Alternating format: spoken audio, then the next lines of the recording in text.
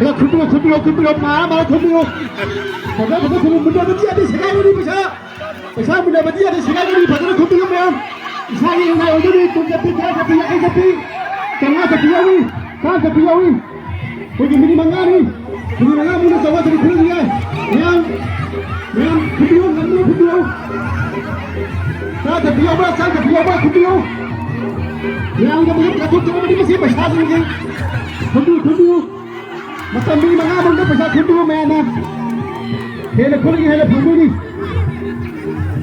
मैं फंडोगी नहीं उधर फंडो कितना पाल खरीदो बता यार मेरी समझ से खरीदी नहीं खोलो यार खोलेंगे प्राइस पैसा से तार है यार मैं खोलेंगे प्राइस हम सो रहे खुद रहे खरीदी तकाई जल्दी पैसा मेरी खरीदी तकाई जल्दी Kumbiyo. Udah tekan janji ko. Udah tekan janji ko. Tekan janji semua jadi kumbiyo be. Tekan janji kumbiyo be.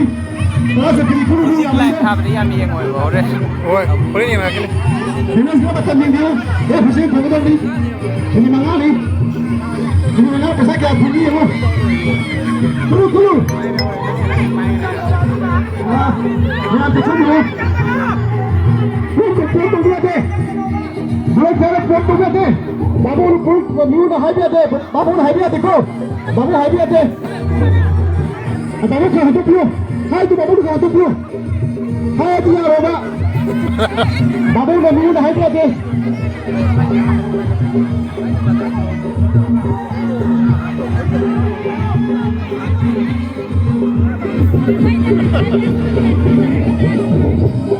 Kulu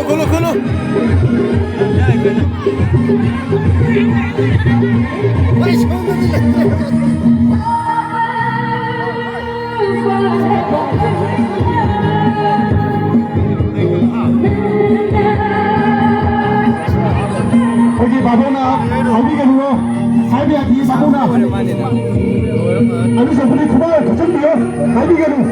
Sekarang ni nanti dia. Babu dulu dia pergi habis pergi.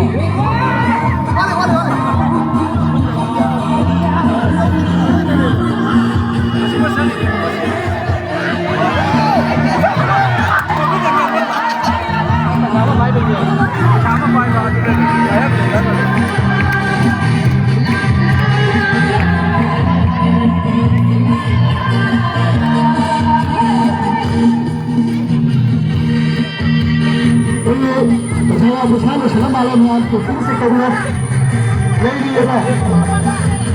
Adik kalau kumpa, awak dia kita dia itu kesukai ke?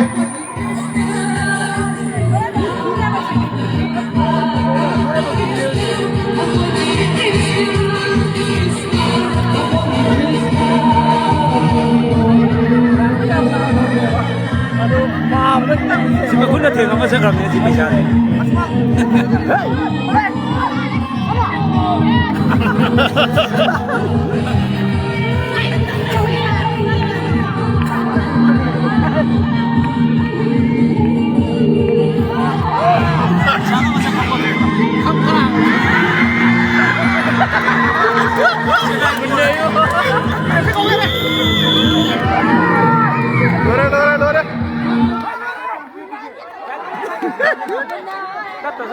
Sino nuare. पैसा खुंडी खास round sir अगले पैसा machine छिड़ के आगे मधु price भी देनी माने खुंडी को हाथन दे को पानी लगा पैसा खुंडी भी देखो Kungre. कोई मचुई संग में number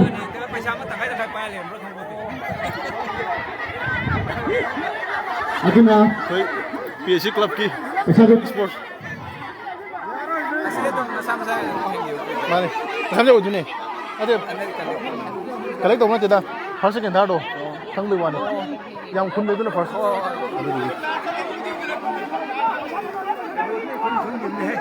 Pasal dia mah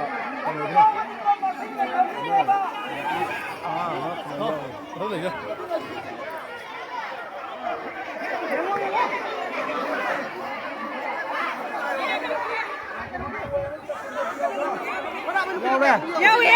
Bau umpu. Ya. Kuntra. Nang gede. Ai, chat nang gede. Kuntra. Apa ya le? पैसा खुंडी को चला के खुंडी चला सारे शुरू का शेयर है तो फिर Maju nang gede. Pun. Ada pun. Paling lima. Bayar lebih tinggi dah pak. Paling lima lo. कुछ ही क्या नहीं बता पैसा खुंडी में जाऊंगा पैसा को पैसा में पियो पैसा मशीन छिड़ के Masam saya lagi pegang lagi.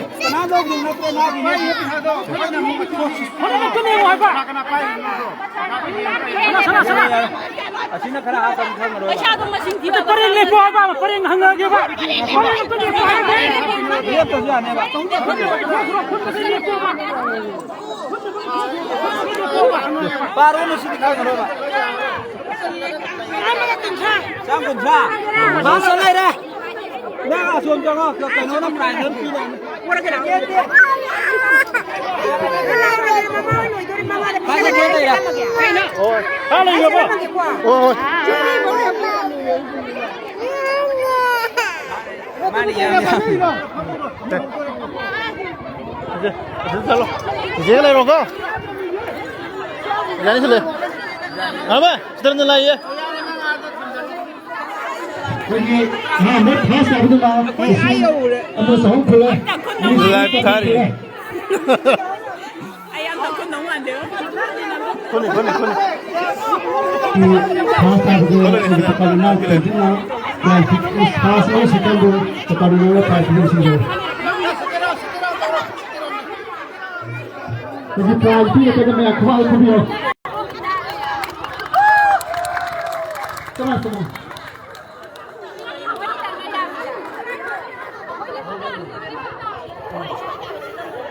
कोई शिकल आगे नौजी के लिए कुल्ला भी रहो Kami pilih. Lesabi ki mo horni. Mamit pun jelaga.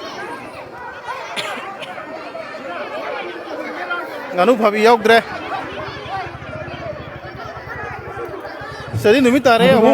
Ai live thar ka na comment. Live thar ka na comment paog dre. हम तो ये नहीं चीज़ें के बोलते हैं सी सके नाम की तौना Sekarang yang mo hog dure. Mamit pun jelaga. Pesa gulan bi. Hog dure mo. Maka tarak mo na.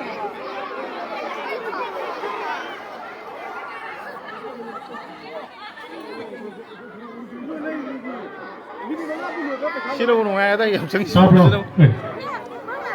अपने बोलते हैं सी सके नाम तौना अपने मौसिंगी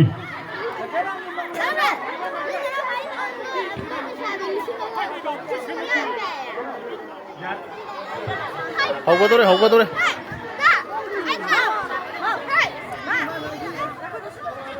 Price ti first second third ꯇꯥꯕꯗꯤ ꯀꯩꯅꯣꯗ ꯄꯤꯗꯨꯅꯦ ꯍꯌꯦꯡ ꯄꯤꯗꯨꯅꯦ ꯍꯌꯦꯡ ꯑꯗꯨꯒ ꯉꯁꯤꯁꯤꯒꯤ ꯑꯣꯏꯅ ꯄꯩꯁꯥ ꯑꯆꯣꯏꯕ ꯁꯤꯒꯤ ꯂꯝꯄꯥꯛꯁꯤꯒꯤ ꯑꯀꯣꯏꯕꯁꯤꯗ ꯆꯥꯏꯊꯣꯛꯑ ꯊꯝꯃꯦ ꯑꯗꯨꯒ ꯃꯃꯤꯠ ꯄꯨꯟꯁꯤꯜꯂꯒ ꯄꯩꯁꯥꯗꯨ ꯌꯥꯝ ꯈꯨꯟꯕꯤ ꯇꯥꯅꯕ ꯑꯃꯨꯛꯇꯪ ꯇꯧꯕꯤꯅꯕ ꯁꯤꯟꯖꯔꯤ ꯄꯩꯁꯥ ꯌꯥꯝ ꯈꯨꯟꯕꯗꯨꯅ ꯃꯔꯝꯐꯥꯁꯤꯅ ꯑꯃꯨꯛꯇꯪ ꯁꯦꯀꯦꯟ ꯔꯥꯎꯟꯒꯤ ꯃꯧꯒꯤꯗꯣ ꯄꯩꯁꯥ ꯈꯨꯟꯕꯒꯤꯗꯣ ꯑꯃꯨꯛꯇꯪ ꯇꯧꯅꯕ ꯁꯤꯟꯕꯤꯌꯨ ꯁꯤ ꯃꯧꯒꯤ ꯍꯦꯛ ꯂꯣꯏꯕꯒ ꯂꯩꯁꯥꯕꯤꯒꯤ ꯇ꯭ꯔꯦꯟ ꯑꯃꯨꯛ ꯂꯥꯛꯑꯗꯧꯅꯤ ꯁꯤꯒꯤꯗꯤ ꯀꯩꯅꯣꯅꯦ ꯀꯅꯥꯝꯇ ꯆꯠꯄ ꯌꯥꯔꯣꯏ sida ꯆꯥꯏꯊꯣꯛꯑ ꯊꯝꯕ ꯄꯩꯁꯥꯁꯤꯅ ꯃꯁꯥ ꯃꯁꯥꯅ ꯈꯨꯟꯕꯁꯤꯅ ꯃꯁꯥ ꯃꯁꯥꯒꯤ ꯑꯣꯏꯖꯕ ꯑꯗꯨꯒ sigi price ꯑꯗꯨꯝ ꯃꯤ ꯑꯗꯨꯝ ꯄꯤꯅꯤꯡꯕ first second third ꯇꯥꯕ ꯀꯥꯡꯕꯨꯗꯣ ꯑꯗꯨꯝ ꯑꯗꯨꯅ ꯂꯥꯛꯑꯒ ꯄꯤꯖꯕꯗꯨꯗꯤ ꯑꯗꯨꯝ ꯍꯧꯖꯤꯛ ꯑꯗꯨꯝ ꯄꯤꯊꯣꯛꯑꯦ ꯑꯗꯨꯒ ꯁꯤꯒꯤ ꯀ꯭ꯂꯕꯁꯤꯒꯤ ꯑꯣꯏꯅꯗꯤ ꯍꯌꯦꯡ ꯑꯣꯏꯅ ꯄꯤꯗꯣꯏꯅꯦꯕ ꯍꯌꯦꯡ ꯑꯣꯏꯅ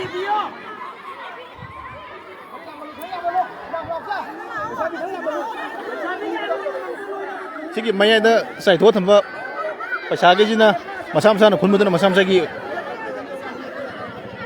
ꯑꯗꯨꯝ ꯑꯣꯏꯗꯧꯕ ꯈꯨꯟꯕꯗꯨꯅ ꯃꯁꯥ ꯃꯁꯥꯒꯤ ꯑꯗꯨꯒ ꯅꯨꯡꯊꯤꯟ ꯄꯨꯡ 1:30 ꯍꯦꯛ ꯇꯥꯕ ꯃꯇꯝꯗ ꯑꯩꯈꯣꯏꯒꯤ ꯄꯨꯈ꯭ꯔꯝꯕꯝꯒꯤ ꯐꯖꯈ꯭ꯔꯕ ꯕꯦꯇꯔꯟ ꯇꯤꯝ ꯑꯅꯤꯈꯛꯇꯪ ꯁꯥꯟꯅꯒꯅꯤ ꯑꯩꯈꯣꯏꯒꯤ ꯌꯦꯡꯕꯤꯔꯤꯕ ꯂꯥꯏꯚ ꯏꯆꯤꯟ ꯁꯤꯗ ꯑꯩꯈꯣꯏꯒꯤ ꯄꯨꯈ꯭ꯔꯝꯕꯝ PSC ꯀ꯭ꯂꯕꯀꯤ ꯑꯣꯀꯦ ꯍꯜꯂꯣ ꯑꯩ ꯂꯥꯎꯊꯣꯛꯂꯒꯦ PSC ꯀ꯭ꯂꯕꯅ ꯀꯣꯜꯂꯤꯕ ꯂꯩꯀꯥꯏ ꯃꯅꯤꯡ ꯃꯃꯥꯡ ꯑꯅꯤꯁꯨꯕ ꯂꯩꯔꯤꯕ ꯑꯩꯈꯣꯏ ꯕꯦꯇꯔꯤꯌꯥꯟꯒꯤ ꯐꯨꯠꯕꯣꯜ ꯄ꯭ꯂꯦꯌꯔꯁꯤꯡꯗ ꯀꯔꯤꯒꯨꯝꯕ ꯅꯤꯡꯁꯤꯡꯖꯒꯦ ꯃꯗꯨꯗꯤ ꯍꯌꯦꯡ ꯂꯥꯎꯊꯣꯛꯂꯒꯦ ꯅꯨꯃꯤꯠ ꯑꯁꯤꯗ ꯐꯨꯠꯕꯣꯜꯒꯤ ꯃꯦꯠꯆ ꯑꯃ ꯂꯩ ꯑꯗꯨꯅ ꯃꯌꯥꯝꯒꯤ ꯈꯨꯗꯝ ꯑꯣꯏꯅꯕ ꯃꯇꯝ ꯆꯥꯅ ꯊꯣꯛꯄꯤꯔꯒꯅ ꯍꯥꯏꯖꯒꯦ ꯃꯗꯨꯗꯤ ꯄꯨꯡ 2:30 ꯁ꯭ꯋꯥꯏꯁꯤꯗ ꯖꯁ ꯇꯥꯕꯗꯣ ꯍꯣꯔꯦꯟ ꯀꯣꯟꯅ ꯂꯩꯁꯥꯕꯤ ꯃꯉꯥ ꯄꯤꯔꯒꯦ ꯍꯣꯏ ꯑꯗꯣ ꯂꯥꯏꯚ ꯌꯦꯡꯉꯦꯕ ꯂꯥꯎꯊꯣꯛꯄꯤꯔꯣ ꯁꯤꯗꯤ ꯍꯧꯔꯛꯄ ꯃꯇꯝꯗ ꯂꯥꯎꯒꯦꯕ ꯀꯩꯅꯣꯗ ꯑꯣꯏꯅ ꯂꯥꯎꯔꯛꯑꯒꯦ ꯀꯩꯅꯣꯗ ꯑꯣꯏꯅ ꯂꯩꯁꯥꯕꯤꯒꯤ ꯃꯣꯏꯒꯤ ꯍꯧꯒꯗꯧꯕꯗꯣ ꯑꯗꯨ ꯉꯥꯛꯇ ꯂꯥꯎꯊꯣꯛꯂꯛꯑꯒꯦ ꯄꯨꯈ꯭ꯔꯝꯕ ꯑꯉꯥꯡꯖꯥꯎ ꯑꯁꯦꯝꯏꯅꯥꯎꯕꯤ ꯂꯥꯏꯇꯪ ꯇꯣꯝꯕ ꯔꯥꯀꯦꯁ ꯄꯨꯈ꯭ꯔꯝꯕꯝ ꯍꯧꯒꯗꯧꯔꯦ ꯑꯃꯒꯤ ꯄꯨꯟ ꯍꯣꯡꯈ꯭ꯔꯦ ꯏꯅꯥꯎꯕ ꯃꯤꯟ ꯂꯥꯏꯇꯪ ꯒꯥꯟꯙꯤ ꯑꯁꯤꯟ ꯖꯨꯝ ꯇꯧꯔꯛꯀꯦ ꯖꯣꯏꯆꯟꯗ꯭ꯔ ꯔꯣꯃꯦꯟ ꯔꯇꯟ ꯁꯣꯔꯥꯝ ꯄ꯭ꯂꯦ ꯍꯧꯒꯗꯧꯔꯦ ꯑꯃꯨꯛꯀ ꯅꯤꯡꯁꯤꯡꯖꯒꯦ ꯍꯦꯔꯥꯃꯣꯟ ꯕꯨꯙꯤ ꯄꯨꯂꯤꯁ ꯄ꯭ꯔꯦꯝꯖꯤꯠ ꯑꯣꯏꯅꯥꯝ ꯅꯥꯔꯥ ꯄꯨꯈ꯭ꯔꯝꯕꯝ ꯑꯉꯥꯡꯖꯥꯎ ꯄꯨꯈ꯭ꯔꯝꯕꯝ ꯑꯁꯦꯝꯏꯅꯥꯎꯕꯤ ꯄ꯭ꯂꯦ ꯍꯧꯒꯗꯧꯔꯦ ꯂꯥꯏꯇꯪ ꯇꯣꯝꯕ ꯔꯥꯀꯦꯁ ꯄꯨꯈ꯭ꯔꯝꯕꯝ ꯏꯅꯥꯎꯕ ꯃꯤꯟ ꯂꯥꯏꯇꯪ ꯒꯥꯟꯙꯤ ꯄꯨꯈ꯭ꯔꯝꯕꯝ ꯑꯁꯤꯟ ꯄꯨꯈ꯭ꯔꯝꯕꯝ ꯖꯣꯏꯆꯟꯗ꯭ꯔ ꯁꯣꯔꯥꯝ ꯔꯣꯃꯦꯟ ꯁꯣꯔꯥꯝ ꯔꯇꯟ ꯍꯥꯏꯔꯤꯕ ꯃꯤꯑꯣꯏ 14 ꯍꯌꯦꯡ ꯄꯨꯡ 2 ꯖꯁ ꯄꯩꯁꯥ ꯆꯥꯏꯊꯣꯛꯄ ꯍꯧꯔꯦ ꯁꯨꯃꯥꯏꯅ ꯐꯨꯠꯕꯣꯜ ꯃꯦꯠꯆ ꯑꯁꯤ ꯃꯌꯥꯝ ꯃꯄꯨꯡ ꯐꯥꯅꯕꯒꯤꯗꯃꯛꯇ ꯁꯤꯗ ꯁꯨꯃꯥꯏꯅ ꯍꯣꯁ ꯑꯣꯏꯅ ꯁꯥꯟꯅꯕꯤꯒꯗꯕꯅꯤ ꯁꯨꯃꯥꯏꯅ ꯊꯝꯃꯤ ꯄꯩꯁꯥꯁꯦ ꯍꯥꯏꯔꯤꯕ ꯃꯤꯑꯣꯏꯁꯤꯡ ꯑꯁꯤ ꯃꯤꯁ ꯑꯣꯏꯕ ꯃꯇꯝꯗ ꯑꯩꯈꯣꯏ ꯀꯂꯝꯅ ꯅꯣꯏꯒꯤꯗꯃꯛꯇ ꯑꯩꯈꯣꯏ ꯔꯤꯛꯁ ꯂꯧꯔꯣꯏ ꯅꯣꯝꯃꯦꯅꯦꯕ ꯃꯔꯝꯗꯤ ꯌꯥꯎꯁꯪ ꯏꯁꯄꯣꯔꯠꯁꯤ ꯆꯍꯤ ꯑꯃꯗꯤ ꯊꯣꯛꯄꯅꯤꯅ ꯃꯌꯥꯝ ꯃꯄꯨꯡ ꯐꯥꯅꯕ ꯁꯤꯟꯕꯤꯌꯨ ꯍꯥꯏꯕꯒꯤꯗꯃꯛꯇ ꯑꯩꯈꯣꯏꯅ ꯅꯣꯏꯗ ꯔꯤꯀ꯭ꯋꯦꯁ ꯇꯧꯖꯕꯅꯤ ꯃꯁꯤ ꯋꯥꯔꯧꯕꯤꯌꯨ ꯍꯥꯏꯖꯩ ꯌꯥꯔꯒꯗꯤ ꯍꯌꯦꯡ ꯄꯨꯡ 1:30 ꯔꯤꯄꯣꯔꯠ ꯇꯧꯕꯤꯌꯨ ꯊꯦꯡꯛ ꯌꯨ ꯍꯨꯟꯇꯣꯛꯑ ꯊꯝꯃꯤ ꯄꯩꯁꯥꯁꯦ ꯁꯤ ꯈꯨꯜꯍꯟꯗꯣ ꯑꯗꯨꯒ ꯑꯩꯈꯣꯏꯒꯤ ꯃꯌꯥꯝ ꯍꯨꯟꯇꯣꯛꯑꯦ ꯄꯩꯁꯥ ꯊꯝꯃꯤꯕꯁꯤꯡ ꯑꯗꯨ ꯂꯨꯄꯥ 500 ꯆꯠꯄꯤ ꯆꯅꯤ ꯆꯠꯄꯤ ꯆꯍꯨꯝ ꯆꯠꯄꯤ ꯊꯝꯃꯤꯕꯁꯤꯡ ꯑꯗꯨ ꯈꯒ ꯂꯟꯅ ꯊꯝꯃꯒ ꯃꯌꯥꯝ ꯑꯁꯤ ꯈꯨꯟꯕ ꯅꯨꯡꯉꯥꯏꯅꯕ ꯃꯑꯣꯡꯗ ꯊꯝꯕꯤꯌꯨ ꯚꯣꯂꯨꯟꯇꯤꯌꯔꯁꯤꯡꯅ ꯈꯒ ꯈꯨꯟ ꯅꯨꯡꯉꯥꯏꯅꯕ ꯃꯐꯝ ꯈꯜꯂꯒ ꯊꯝꯕꯤꯌꯨ ꯆꯥꯏ ꯄ꯭ꯔꯦꯝꯆꯥꯟꯅ ꯁꯤꯗ ꯃꯥ ꯄꯩꯁꯥ ꯆꯥꯏꯊꯣꯛꯏ ꯂꯩꯁꯥꯕꯤꯒꯤ ꯈꯨꯟꯅ ꯑꯃꯨꯛ ꯄ꯭ꯂꯦ ꯍꯧꯔꯛꯀꯗꯧꯔꯦ ꯍꯧꯔꯦ ꯄ꯭ꯂꯦ ꯍꯧꯔꯦ 이세이 잘어 이세이 잘어 이세이 하고래 큰 먹으래 돈 떠비거나 마야마 아빠 너 걸러로 아루가 살살 떨어보다 나의 뱅싱이 신이나오신 콜리 하지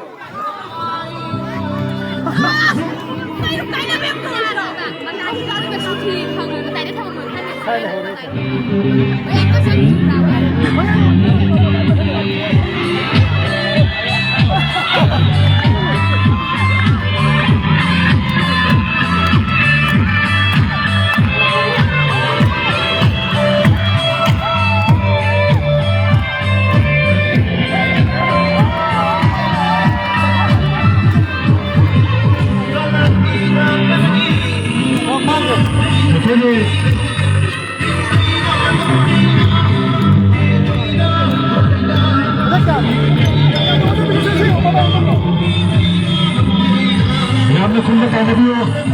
Yan pasaken kumda sizi sizi hakkında prens kami. Adına yamlı kumda kaynatıyor. Esasın budur.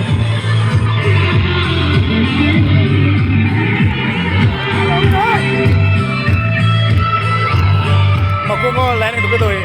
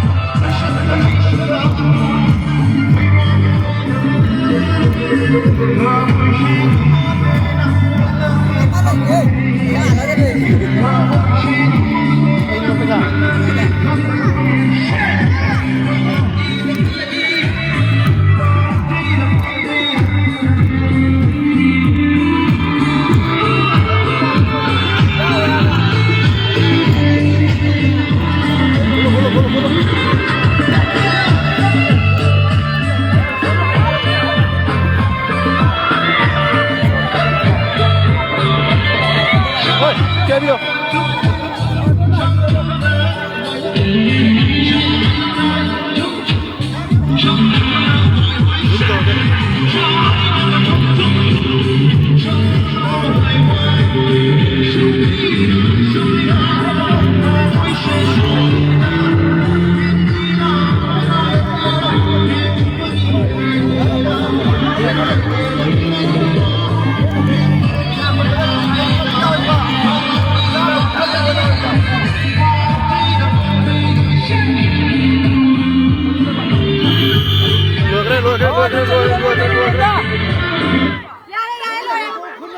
Lo kira. Maka saya terlebih pasal yang kunda ka tuan ini. Mereka bisa minum. Mereka bisa minum. Apa minum kalau dah? Tapi sini tak apa kamu deh. Itu kita minum. Pasal masing tiada ni usia tu ka. Yam na kunda tu na first tu ni. Yam kunda tu na.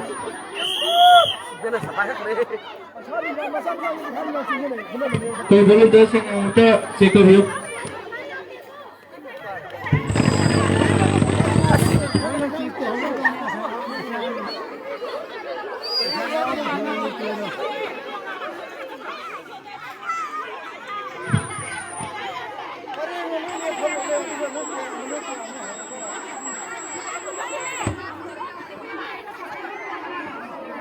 Hello hello hello अखगे मैं इधर Pasal masing tim aku dah. kalau kalau tu kita nak kena Ya kan kula. kita sini tu masing tiada Mga ni. Atay yaw dito ba?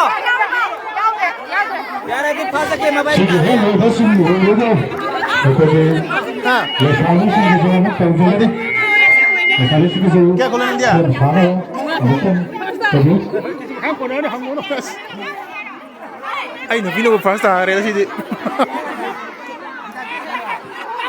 laudre aduna button dabu Ha. Abu ngi bo. Ay, no vino first time. Re.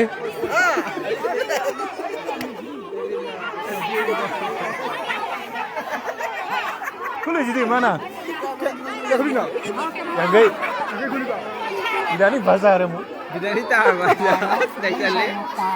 Nang nu pine ha so trega ke la.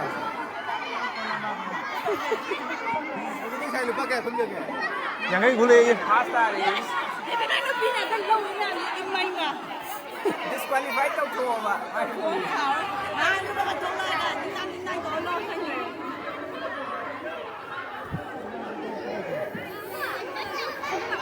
โอเคโอเค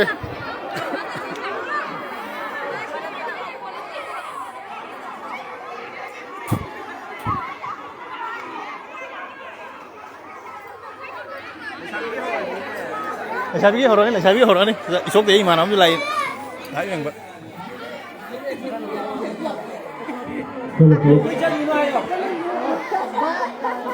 Pasang na kana no, tayo na.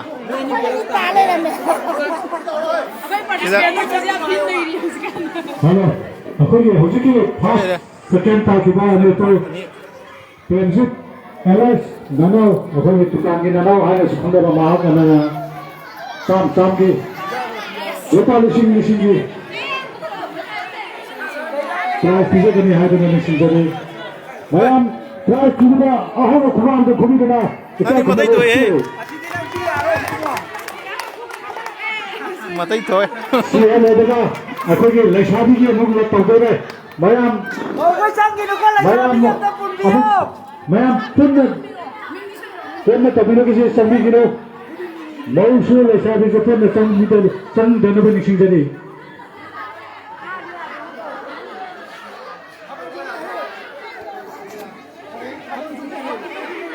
aduga Sabi ko mo hong to eh. leshabi sing thokero Sabi niya pula tholo kya sugi ke.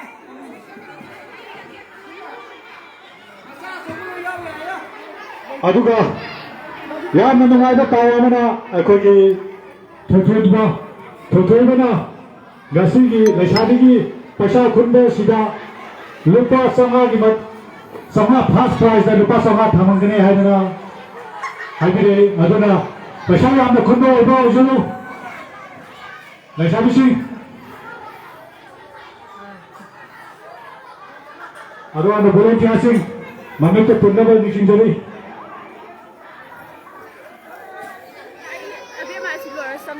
Oh.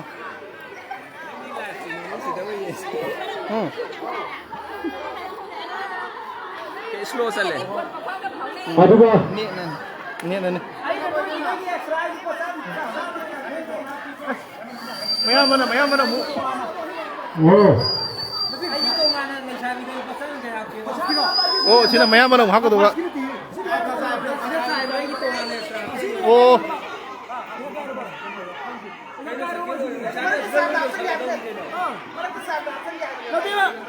Sige ba siya kaya naman ba? ngapi gani hausiki prize to tang chengtok sake first prize lupa sahum second prize rupa sani third prize di le jatare adugo akogi thothobana la lo garam berbagi paisa kapak to damag sige mayam sige nungai entertainment nungai basigi mateng tam di boy na agar to bondutri prize tv ke dabana maki mayamba Joy Chandra na pipi bigani thank you all Sabi kya sugi ako. Sabi ko mo hong to eh.